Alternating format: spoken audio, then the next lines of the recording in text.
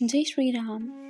तो पिछली वीडियो में हमने बात की थी कि कैसे प्रभु राम भरत जी को संत और संत के बीच में फ़र्क बताते हैं।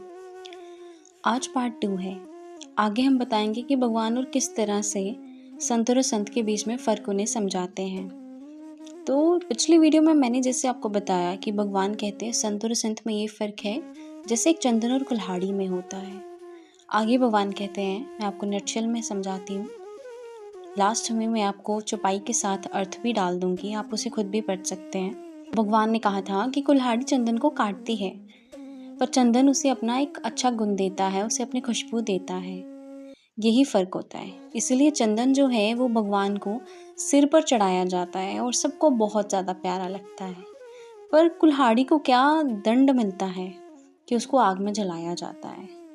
ये फ़र्क होता है संत और असंत में। संत आदमी जो होता है ना, उसे दूसरे का दुख जो है वो अपने दुख की तरह लगता है, और अगर सामने वाला सुखी है तो वो भी सुखी होता है। पर जो असंत आदमी होता है वो दूसरे के सुख से दुखी होता है।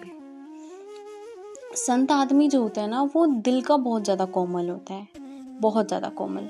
दूसरों के प्रति उस पर दया की भावना आती है, उसके मन में भक्ति होती है, प्यार होता है। पर असंत के मन में कभी दया की भावना आ ही नहीं सकती।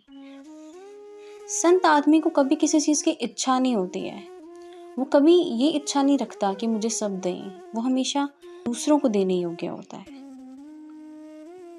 भगवान कहते हैं, सुनहु असंतन कीर सुबाऊ, बूलेहु संगति करिय नकाऊ, तिन्ह कर संग सदा दुखदाई, जिमि कपिलहि गालई हरहाई। तो भगवान कहते हैं कि हमें असंतों की संगति में कभी आना ही नहीं चाहिए। असंत लोग जो होते हैं उनकी संगत में हमें कभी रलना मिलना नहीं चाहिए, क्योंकि उनकी जो संगत होती है ना, वो सदा दुख देने वाली होती है। असंत के साथ जब आप मिल जाएंगे तो आप उन्हीं की भावना जो है वो ग्रहण करने लगेंगे। इसीलिए कहते हैं ना, संगत का असर होता है। तो यही मतलब है यहाँ पे।